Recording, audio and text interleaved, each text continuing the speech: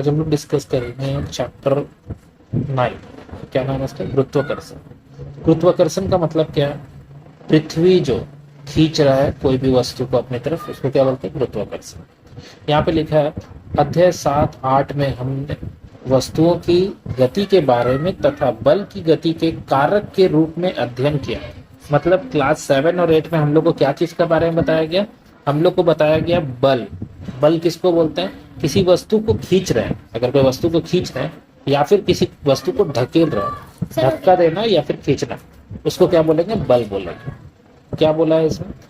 हमने सीखा है कि किसी वस्तु की चाल या गति की दिशा बदलने के लिए बल की आवश्यकता होती है।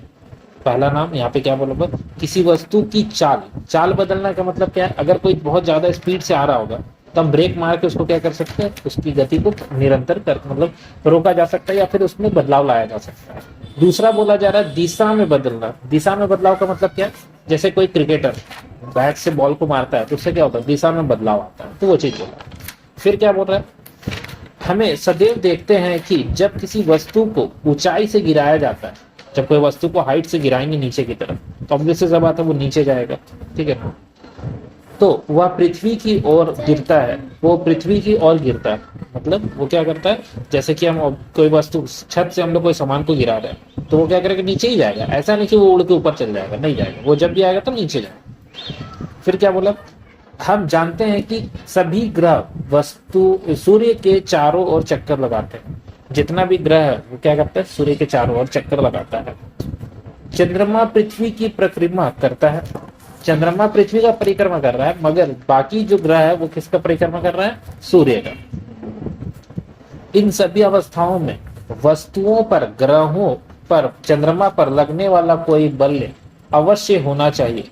कोई बल होगा तभी ना वो चारों ओर घूम रहा है, नहीं तो क्या जरूरत है उसके चारों ओर घूमना? वो अपना सीधा चल जाएगा अपना रास्ता। तो यहाँ पे बोल रहा है कि जरूर कोई ना कोई बल लग रहा होगा, इसीलिए वो चारों तरफ घूम रहा है। आइजैक न्यूटन, ये कौन है? ये एक साइंटिस्ट है, हम लोग को तो नाम मालूम ही होगा। आइजैक न्यूटन क्या है? एक साइंटिस्ट है। इस तथ्य से समझाए गए थे कि सभी के लिए एक ही बल उत्तरदायी है। वो क्या बताते हैं कि सब के लिए जो चल रहा है ना, सब के लिए एक ही बल उत्तरदायी है। कौन सा बल उत्तरदायी है? तो गुरुत्वाकर्षण बल। ये जो चंद्रमा पृथ्वी के चारों तरफ घूम रहा है, सूर्य के चारों तरफ जो ग्रह घूम रहा है, ये सब पे कौन है? गुरुत्वाकर्षण बल का बात किया। नेक्स्ट, इस अध्ययन में हम गुरुत्वाकर्षण और गुरुत्वाकर्षण के सार्वत्रिक नियम के बारे में अध्ययन करेंगे। गुरुत्वाकर्षण तो ठीक है भाई, गुरुत्वाकर्षण किसको बोला जा रहा समझ में आ गया। यहाँ गुरुत्वाकर्षण के सार्वत्रिक नियम, ये थोड़ा नया हो गया, इसको हम लोग को यहाँ पे डिस्कस करना। गुरुत्वाकर्षण तो क्लियर है, गुरुत्वाकर्षण का सार्वत्रिक नियम क्या है वो आगे हम लोग को पढ़ने पे पता चलेगा। फिलहाल हमें पृथ्वी पर गुरुत्वाकर्षण के बल के प्रभाव के अंतर्गत वस्तुओं की गति पर विचार करेंगे। वस्तुओं का गति मतलब पृथ्वी के अंदर में जब वस्तु को इधर उधर फेंका जाएगा तो उसके बारे में हम लोग विचार करेंगे। क्या होगा? सारा कुछ पृथ्वी क्या करेगा? खींच के रखेगा। जैसे हम लोग खड़े हैं, पृथ्वी खींच के रखा है। हम अध्ययन करेंगे कि किसी वस्तु का भार एक स्थान पर दूसरे स्थान पर किस प्रकार परिवर्तित होता है।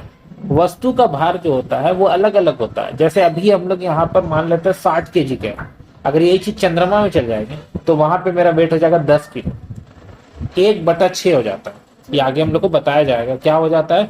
चंद्रमा में जाने से 1/6 हो जाता है। अभी जितना वेट है, जैसे हम 60 kg के हैं तो वहां जाएंगे तो 10 किलो का हो जाएगा, तो हल्का हो जाएगा, ठीक है। तो अलग अलग जगह पे क्या होता है, जो भार है हम लोग का वो क्या होता है? बदलते रहता है। नेक्स्ट, द्रव में वस्तुओं के प्लावन की शर्तों के बारे में विचार और विमर्श करेंगे। अब ये द्रव में वस्तुओं का प्लावन का मतलब क्या है? वो जो अब हम लोग बाल्टी के अंदर में एक जग को डालते हैं, तो जग को उल्टा करके डालेंगे तो वो क्या करता है? अंदर नहीं जाने देता, वो बाहर फेंक देता है। तो उसके बारे में यहाँ पे हम लोग विचार विमर्श करेंगे, उस चीज में वो क्या लग रहा है उसके बारे में। नेक्स्ट, फिर आते हैं गुरुत्वाकर्षण के बारे में, यानी कि वापस फिर से उसी टॉपिक को फिर से समझाने की कोशिश किया जा रहा है। हम जानते हैं कि चंद्रमा पृथ्वी के चारों ओर चक्कर लगाता है। हाँ, ये तो पता है, चारों चक्कर लगाता है। एक दिन में कितना बार वो चक्कर कंप्लीट कर लेता है। किसी वस्तु को जब ऊपर की ओर फेंकते हैं तो वह ऊंचाई पर पहुंचती है और फिर नीचे गिरने लगती है। एक हाइट तक पहुंचेगा, 5 मीटर 3 मीटर, जितना जोर से हम फेंक सकते हैं उतना ऊपर तक जाएगा, उसके बाद वो वापस नीचे आ जाएगा, ठीक है। एक हाइट तक पहुंचता है, उसके बाद नीचे गिर जाता है। कहते हैं कि जब न्यूटन एक पेड़ के नीचे बैठे थे, तो एक सेब उन पर गिरा। न्यूटन क्या था, पेड़ के नीचे बैठा होता तो एक सेब उसके ऊपर गिरता। जब गिरता है तो सेब सेब क्या होता है, सेब का सेब के गिरने की कार्य ने न्यूटन को सोचने के लिए प्रेरित किया। जब वो सेब उसके ऊपर गिरा तो न्यूटन सोचने लगा कि आखिर ऐसा कैसे हो सकता है, मेरे ऊपर क्यों गिरा, ऊपर काहे नहीं चल गया।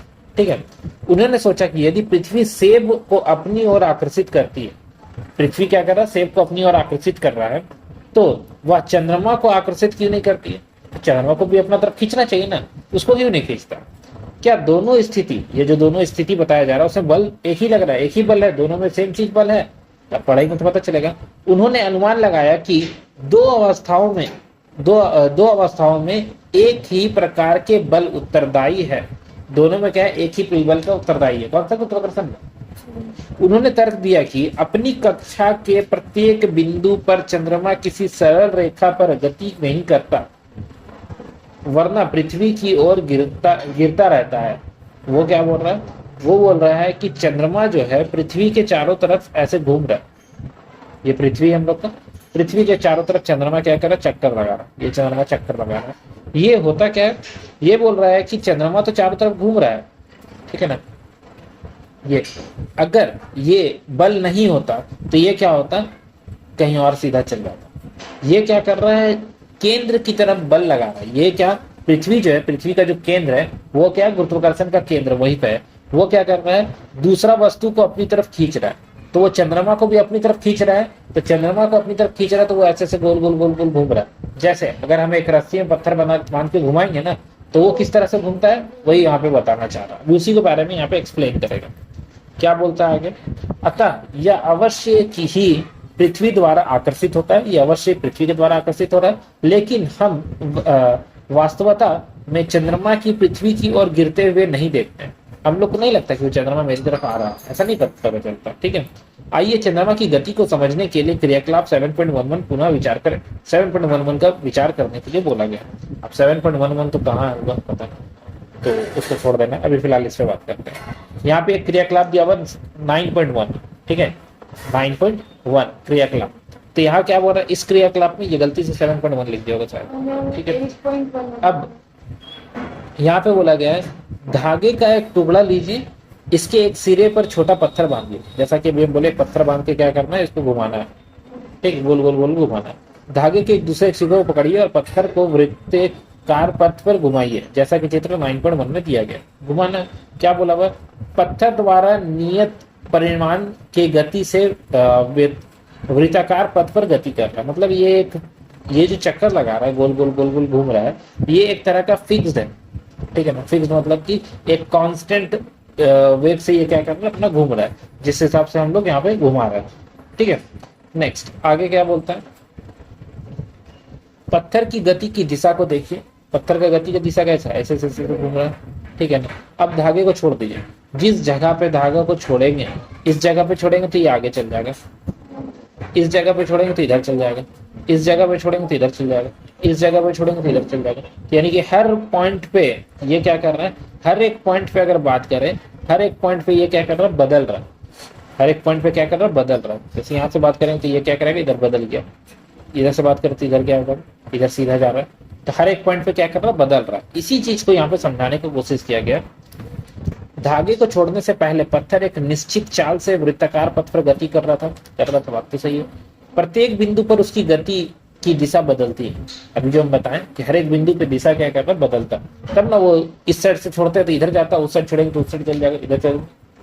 दिशा के परिवर्तन में वेग परिवर्तन या त्वरण सम्मिलित है। इसमें क्या है, वेग परिवर्तन, वेग में परिवर्तन हो रहा है, और त्वरण, वेग का परिवर्तन का दर को ही त्वरण बोलते हैं, ठीक है। तो त्वरण में बदलाव आ रहा है। जिस बल के कारण यह त्वरण होता है, ये जो त्वरण आ रहा कैसे आ रहा, हम लोग बल लगा रहे तब आ रहा है। ये बल जो है वस्तु को वृत्ताकार पथ पर गतिशील रखता है। ये जो बल हम लगाए ना, वो क्या कर रहा है, उसको वृत्ताकार पथ पर क्या कर रहा है, गतिशील रखा है। यह बल केंद्र की ओर लगता है, ये केंद्र की ओर लगता है। जब हम लोग पत्थर में ऐसे करके बांध के उसको घुमाएंगे ना, तो लगेगा तुमको कि केंद्र की तरफ हम लोग बल लगा रहे हैं।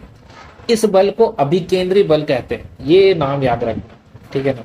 केंद्र की तरफ लगने वाले बल को क्या बोलते हैं, अभिकेंद्री बल कहते हैं। यह बल की अनुपस्थिति में पत्थर एक सरल रेखा में मुक्त रूप से गतिशील होता जाता है। अगर यह बल नहीं रहेगा तो वो क्या करेगा, सीधा रेखा में चलने लगेगा। यह सरल रेखा वृत्तीय पथ पर स्पर्श रेखा होती है, जैसा कि हम ऊपर में फिगर दिखाएं। ये क्या है, एक तरह का स्पर्श रेखा है। टच करते हुए यहाँ से पास कर रहा है, सारा चीज क्या कर रहा है, टच करते हुए पास हो रहा है। ठीक है, टच करते हुए क्या करेगा, पास करेगा। इसी चीज को टच रेखा, टच जो कर रहा है, टच मतलब होता है स्पर्श। तो स्पर्श रेखा, वृत्त पर स्पर्श रेखा कैसा दिखता है, इस तरह का फॉर्म में दिखेगा। मगर हम लोगों को तो बस इतना से मतलब है, यहाँ से, क्योंकि यहाँ से पत्थर छोड़ेंगे तो ऊपर जाएगा, और अगर उल्टा घुमा रहे तो यहाँ पर इधर चल जाएगा पत्थर। ठीक है, तो उसी को बोल रहा है। क्या बोला, कुछ डेफिनेशन लिखा। कोई सरल रेखा जो वृत्त को केवल एक बिंदु पर मिलती है, वृत्त को स्पर्श रेखा कहलाती है। चित्र में दिया गया है एबीसी एक बी पर स्पर्श कर रहा है, एबीसी जो दिख रहा है वो बी पर स्पर्श कर रहा है, बस ये बताना चाहता हूँ, और कुछ नया चीज नहीं है। आगे बढ़ते हैं। पृथ्वी के चारों ओर चंद्रमा की गति अभिकेंद्रीय बल के कारण है। अभी जो बताया वो किसके बल के कारण है, अभिकेंद्रीय बल। गुरुत्वाकर्षण जो बल लग रहा था वही, उसी का नाम है अभिकेंद्रीय बल।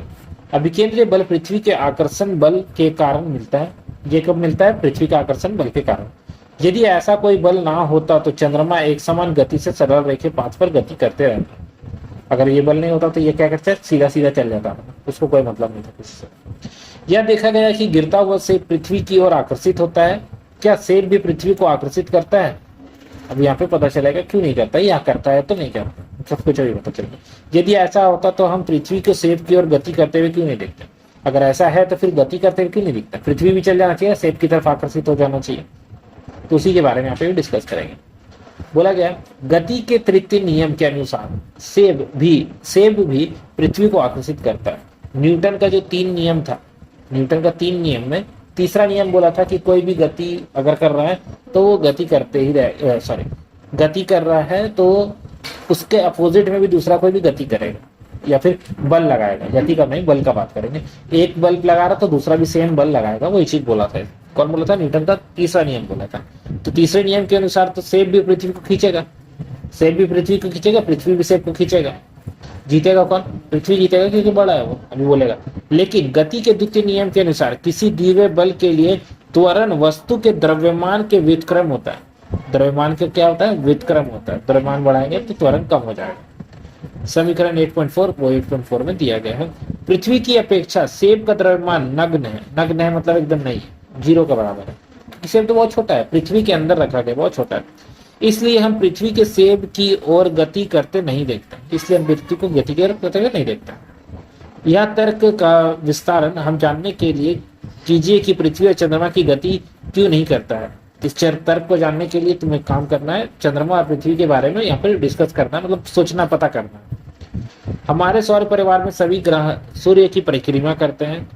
पहले की भांति तर्क है कि हम कह सकते हैं कि सूर्य और ग्रहण के बीच में एक बल विद्यमान है, जैसे कि बताया गया था, एक बल विद्यमान है। उपरोक्त तथ्यों के आधार पर न्यूटन के निष्कर्ष निकाला कि केवल पृथ्वी ही सेब और चंद्रमा को आकर्षित नहीं करता, बल्कि विश्व के सभी पिंड एक दूसरे को आकर्षित करते हैं। ये सिर्फ ऐसा नहीं बोला कि पृथ्वी चंद्रमा को आकर्षित कर रहा है, पृथ्वी सेब को आकर्षित कर रहा है, नहीं। ये बोल रहा है दुनिया में कोई भी 2 ऑब्जेक्ट होगा वो एक दूसरे को क्या करेगा? आकर्षित करेगा। वस्तु के बीच यह आकर्षण गुरुत्वाकर्षण बल कहलाता है। वस्तुओं के बीच का आकर्षण बल को क्या बोलते हैं? गुरुत्वाकर्षण बल कहते हैं। ये था हम लोग का एक टॉपिक, गुरुत्वाकर्षण का सार्वत्रिक नियम। ये क्या बोलता है? विश्व के प्रत्येक पिंड प्रत्येक अन्य पिंड को एक बल से आकर्षित करता है। विश्व में जितना भी पिंड है ये एक दूसरे को क्या करता है? आकर्षित करता है कोई बल से। दोनों पिंड का द्रव्यमान के गुणनफल का समानुपाती होता है। अब ये क्या बोल रहा है? द्रव्यमान का गुणनफल का समानुपाती, मतलब इसका द्रव्यमान, मान लेते हैं इसका द्रव्यमान बड़ा है तो इसका नाम m लिखें, छोटा है तो इसका नाम m लिखें, तो इसका समानुपाती होता है। समानुपाती मतलब जो बल लग रहा होगा वो उसका क्या होगा? समानुपाती होगा। और इसके बीच की दूरी का वर्गों का व्युत्क्रम अनुपाती होता है। वर्गों का मतलब इसका वर्ग, जो दूरी है, d दूरी है तो d का स्क्वायर। ठीक है, ये फॉर्मूला है। मगर यह बल दोनों पिंडों को मिलाने वाली रेखा की दिशा में लगता है। तो ये पिंडों को मिलाने वाली रेखा की दिशा, ये वाला जो दिशा लग रहा है इसके ऊपर बात कर रहे हैं। ठीक है, फिलहाल इसको तो हम लोग देख लिए। अब पीछे हम लोग को कुछ और भी बताएगा।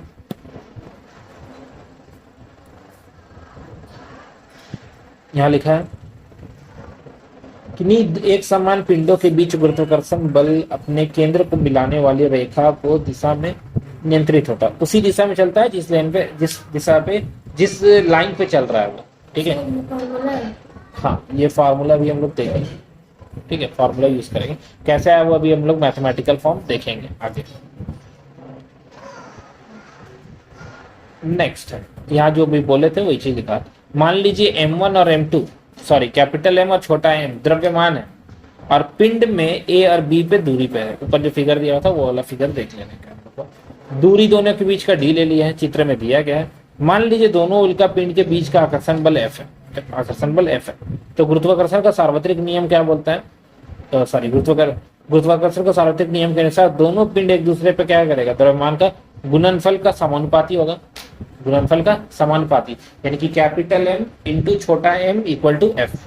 ठीक है, दूसरा क्या बोला था, दोनों के पिंड के बीच में जो लगने वाला जो बल होगा वो दूरी के वर्ग का व्युत्क्रम होगा। दूरी का वर्ग मतलब क्या होता है, फोर्स, और दूरी को d से दिखा रहे हैं तो दूरी का वर्ग का व्युत्क्रम हो जाएगा। व्युत्क्रम मतलब बटा में लिख देना है। अब इन दोनों समीकरण को, समीकरण इसको और इसको मिलाएंगे तो ये बन के सामने आएगा। इसमें एक साइन हम लोग को दिख रहा है थोड़ा अजीब टाइप का, ये वाला साइन, इस अजीब वाला साइन को डायरेक्टली प्रोपोर्शनल बोलते हैं। ठीक है, अब इस साइन को हटाने के लिए हम लोग यहाँ पे एक कांस्टेंट g लगाएंगे, जी ग्रेविटेशनल कांस्टेंट, अभी बताएंगे इसके बारे में। ठीक है, फिलहाल तो जब g लगा दिए तो g को बोलते हैं अनुपातिक स्थिरांक, और इसे सार्वत्रिक गुरुत्वीय स्थिरांक भी कहते हैं, ग्रेविटेशनल कांस्टेंट भी इसको बोलते हैं इंग्लिश में। वज्र गुणन करने पर, वज्र गुणन करने पर मतलब क्रॉस मल्टीप्लाई किया गया है 9.4 मतलब ये वाला जो दिया गया इसका बात कर रहा है, हमें ये ऐसा प्राप्त हो रहा है। डी उठ के चलिए अगर खाली, बस और कुछ तो हुआ नहीं, बाकी अपना एज इट इज है। ठीक है, अब इसे बोल रहा है एम को भी बाहर कर दो और जी का वैल्यू निकालो। ठीक है, कर देंगे, कोई दिक्कत नहीं। करके क्या चाहिए, समीकरण 9.5, ये जो 9.5 आएगा ये बल, दूरी और द्रव्यमान के मात्रक परिस्थितियों करने पर जी का एसआई मात्रक मिल जाएगा। मतलब अगर तुमको फोर्स का पता है, डिस्टेंस का पता है, मास का पता है, ठीक है, तीनों का तुमको एसआई यूनिट पता है, तो उसी का ही होगा जी का भी एसआई यूनिट। जो उसका यूनिट है वही जी का भी यूनिट होगा। अब यहाँ पे कुछ लिखा है, बोल रहा प्राप्त होगा कि न्यूटन मीटर स्क्वायर पर केजी स्क्वायर। फोर्स मतलब न्यूटन, डिस्टेंस मतलब किलोमीटर या फिर मीटर स्क्वायर, और नीचे मास है, मास क्या होगा, केजी में होगा, तो केजी का स्क्वायर। ठीक है, नेक्स्ट आगे बढ़ते हैं। आगे क्या बोल रहा है हम लोग को यहाँ पे, हेनरी कैबिट्स ने एक सुग्राही तुला का प्रयोग करते हुए जी का मान ज्ञात किया। जी का मान ज्ञात किया है, ऐसा क्या है, जी का वर्तमान मान 6.673 इंटू 10⁻11 न्यूटन मीटर पर केजी स्क्वायर है। हम जानते हैं कि किन्हीं दो वस्तुओं के बीच आकर्षण बल विद्यमान है। आप अपने साथ तथा समीप बैठे अपने मित्र के बीच लगने वाले बल के मान को अभिकलन कीजिए। साथ में बैठे हुए हैं, ठीक है ना, उसके बीच में भी बल लग रहा होगा, उसको बोल रहा परिकलन करना है। पता कैसे चलेगा, निष्कर्ष निकालिए कि आप इस बल को अनुभव क्यों नहीं कर सकते। पता ही चल रहा कोई खींच रहा है, नहीं पता चल रहा है, ऐसा क्यों नहीं पता चल रहा, वो यहाँ पे पूछ रहा है, और यहाँ पे पूछ के क्वेश्चन यहीं पे छोड़ दिया है। शायद हो सकता है इसके बारे में बस बताएगा, नहीं इसके बारे में कुछ नहीं बताया, एक ही बोल के छोड़ दिया यहाँ पे। ठीक है, यहाँ है गुरुत्वाकर्षण का सार्वत्रिक नियम का महत्व।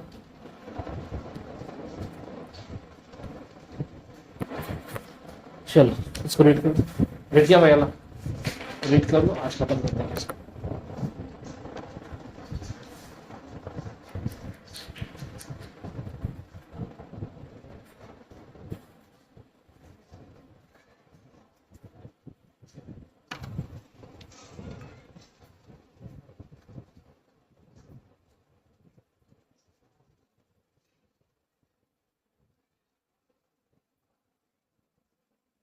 ज्वार भाटा मतलब ज्वालामुखी,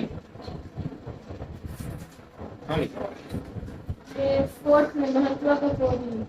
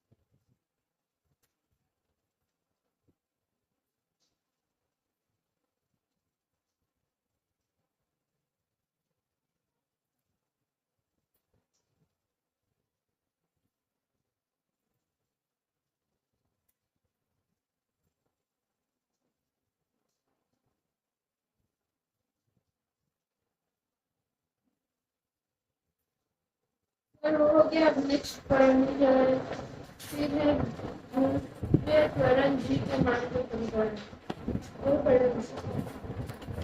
मुक्त पतन हो गया ना। हाँ, मुक्त पतन तक होगा। ठीक है, रीड कर लो उसको। त्वरण का मान को पढ़ लो और ये भी कर लेना। पृथ्वी के गुरुत्व बल के प्रभाव में वस्तुओं की गति। यहाँ तक पढ़ के उसको छोड़ देना, क्योंकि फिर द्रव्यमान चालू हो जाएगा।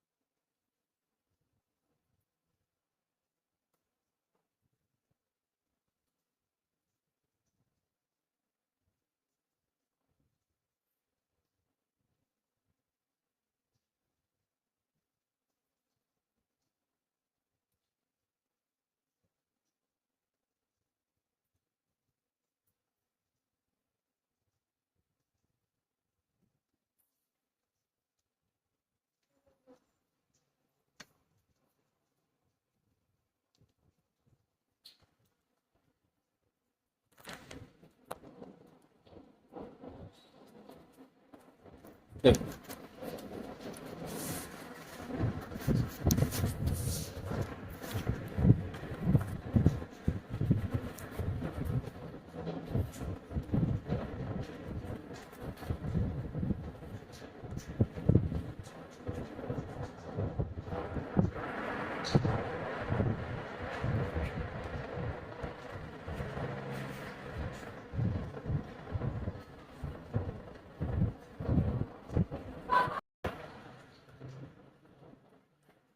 नेक्स्ट टॉपिक है गुरुत्वाकर्षण के सार्वत्रिक नियम का महत्व। आखिर इसका महत्व इसका क्या है, इसका महत्व के बारे में बोला गया है। गुरुत्वाकर्षण का सार्वत्रिक नियम उनके ऐसी परिघटनाओं की सफलतापूर्वक व्याख्या करता है जो असंबद्ध मानी जाती है। जैसे कि हमें पृथ्वी से बांधे रखने वाला बल, ये नहीं रहता तो हम लोग हवा में उड़ते नजर आते। ठीक है, तो ये हम लोग को क्या कर रहा है, बांध के रखा।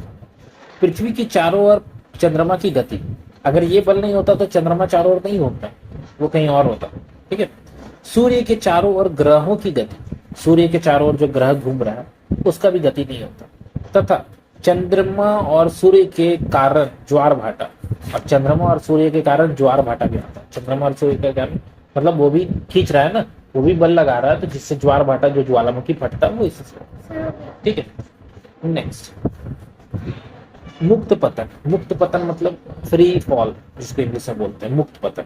मुक्त पतन का अर्थ जानने के लिए आइए क्रियाकलाप करते हैं। एक क्रियाकलाप करते हैं, क्या क्रियाकलाप है? एक पत्थर लीजिए, इसे ऊपर की ओर फेंकिए, या एक निश्चित ऊंचाई तक पहुंचता है और फिर नीचे गिर जाता है। हाँ, बात तो सही है, नीचे गिर जाएगा ये। हम जानते हैं कि पृथ्वी वस्तुओं को अपनी ओर आकर्षित करती है। पृथ्वी के इस आकर्षण बल को गुरुत्वीय बल कहते हैं। ये हम लोग को डेफिनेशन मिल गया क्या चीज का, कि पृथ्वी को इस बल को क्या बोला, गुरुत्वाकर्षण बल बोला। पृथ्वी वस्तु को अपनी ओर आकर्षित करती है, ये हम लोग का डेफिनेशन हो जाएगा। ठीक है, ये जो आकर्षित करती है। नेक्स्ट, अतः जब वस्तुएं पृथ्वी की ओर केवल इसी बल के कारण गिरती है, यह वस्तु का मुक्त पतन कहलाता है। सिर्फ यही कारण से अगर कोई वस्तु गिर रहा है तो उसको क्या बोलेंगे, मुक्त पतन बोलेंगे। क्या गिरती हुई वस्तुओं के वेग में कोई परिवर्तन आता है, जो वस्तु हम गिरा है उसमें वेग में परिवर्तन आता है या नहीं आता है, वो अभी बोल रहा है। गिरते समय वस्तुओं की गति की दिशा में कोई परिवर्तन नहीं होता है, दिशा में तो कोई परिवर्तन नहीं होता, वो डायरेक्ट नीचे जाता है।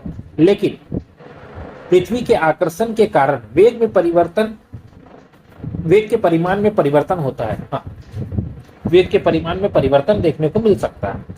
वेग में कोई भी परिवर्तन त्वरण के उत्पन्न करता है। वेग में जो परिवर्तन हो रहा है, भारी वस्तु को भेजे उसमें कुछ परिवर्तन होगा, हल्का वस्तु को भेज रहे उसको कुछ परिवर्तन होगा, वो मास के ऊपर डिपेंड कर रहा है। जब कोई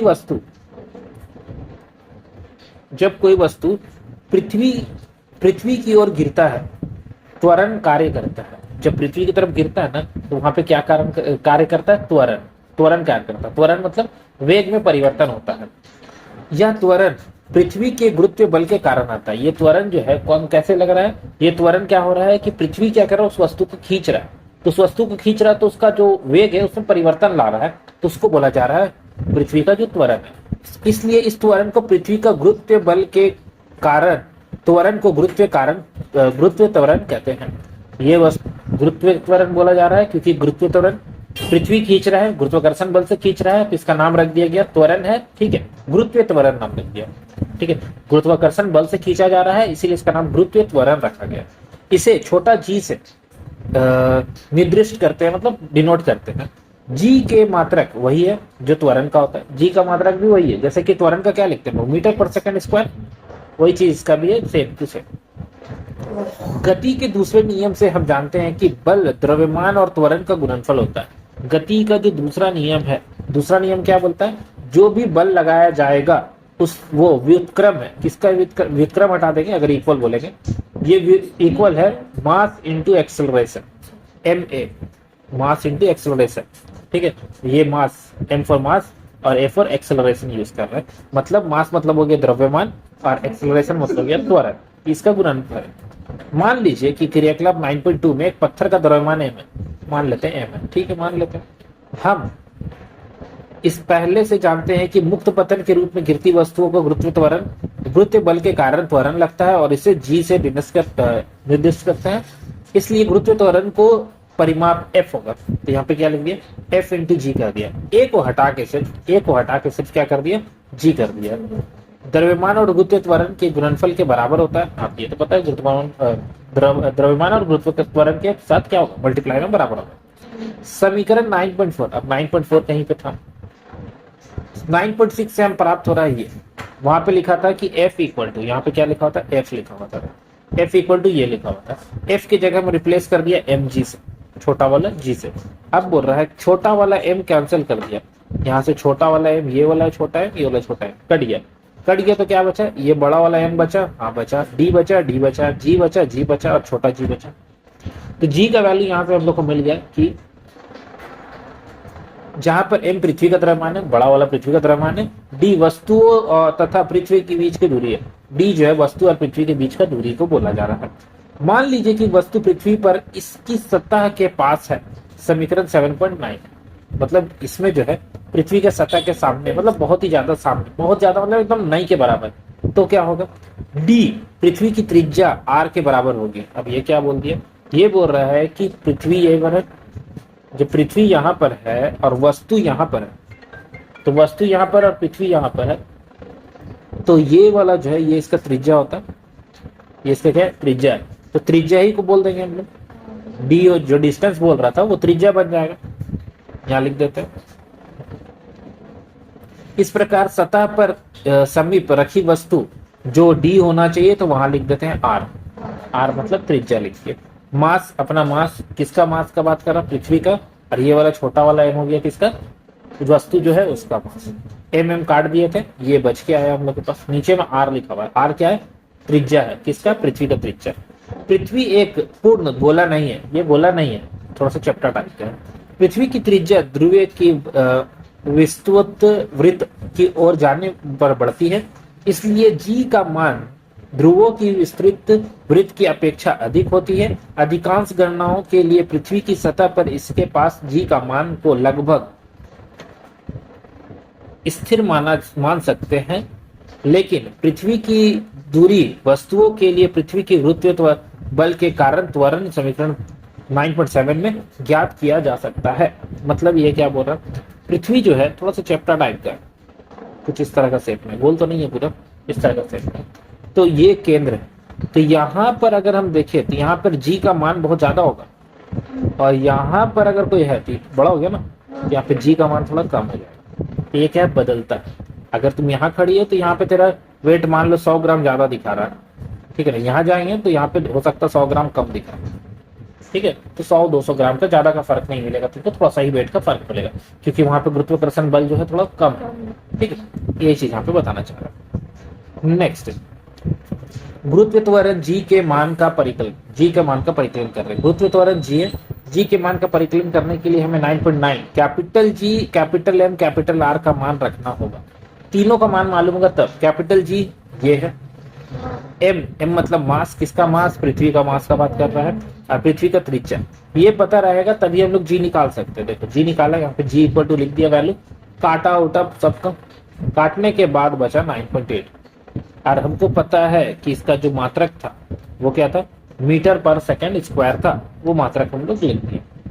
अतः पृथ्वी के गुरुत्व त्वरण का मान 9.8 मीटर पर सेकंड स्क्वायर हो जाएगा।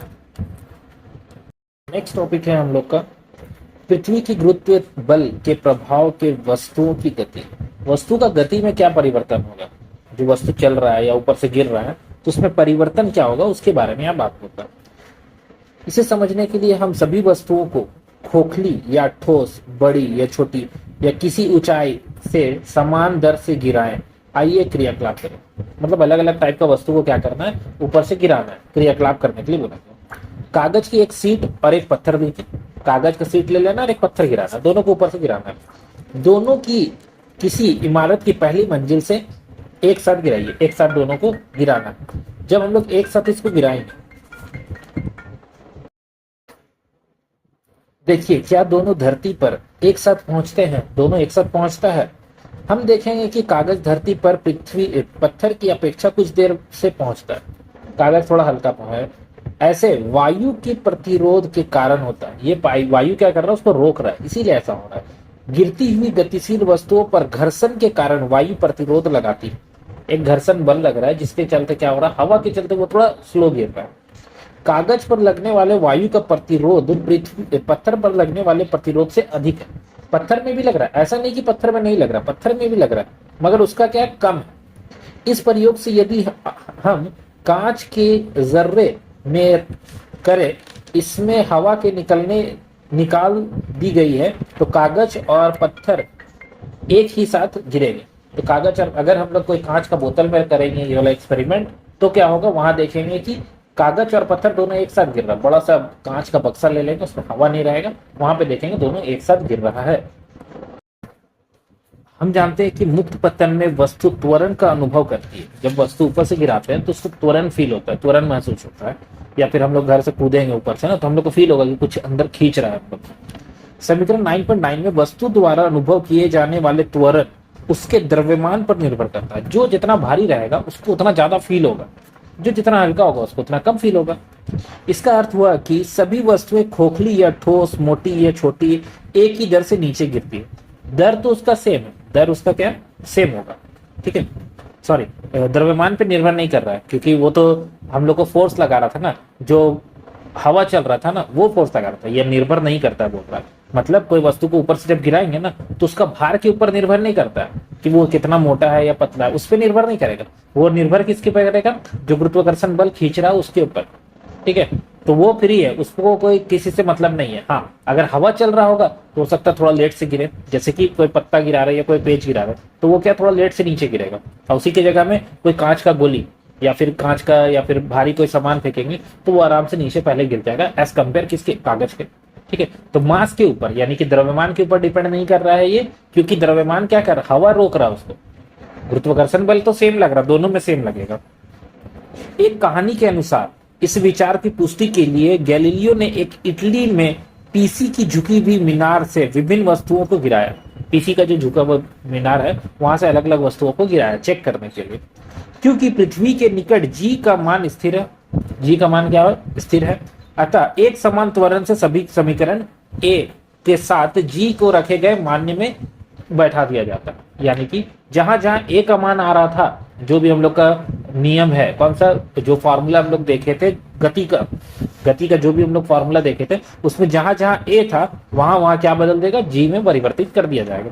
तो यहाँ पे 3 फॉर्मूला लिखा है, तीनों में यहाँ पे क्या बोलेगा कि सब में जी लगा देना। यू वी क्रमशः अंतिम और प्रारंभिक वेग है, एस वस्तुओं का विस्थापन होगा, टी समय हो जाएगा जो चाल से चल रहा है। समीकरण में प्रयोग करते समय यदि ए की दिशा में अर्थात गति की दिशा में लग रहा है तो इसका धनात्मक लेंगे, और त्वरण ए को ऋणात्मक लेंगे जब गति को दिशा में विपरीत लग रहा है। अगर विपरीत दिशा मतलब ऊपर की तरफ जा रहा है तो वहां क्या लेना, ऋणात्मक लेना, जो वैल्यू लेंगे जी का वैल्यू वो ऋणात्मक लेंगे, और अगर वो नीचे की तरफ आ रहा है तो वहां जी का वैल्यू पॉजिटिव लेना है। ठीक है, बस यहाँ पे इतना ही चीज बताया है। नीचे में न्यूमेरिकल है, एक 9.2 न्यूमेरिकल दिख रहा है और 9.3 न्यूमेरिकल है, बस ये यहीं तक है।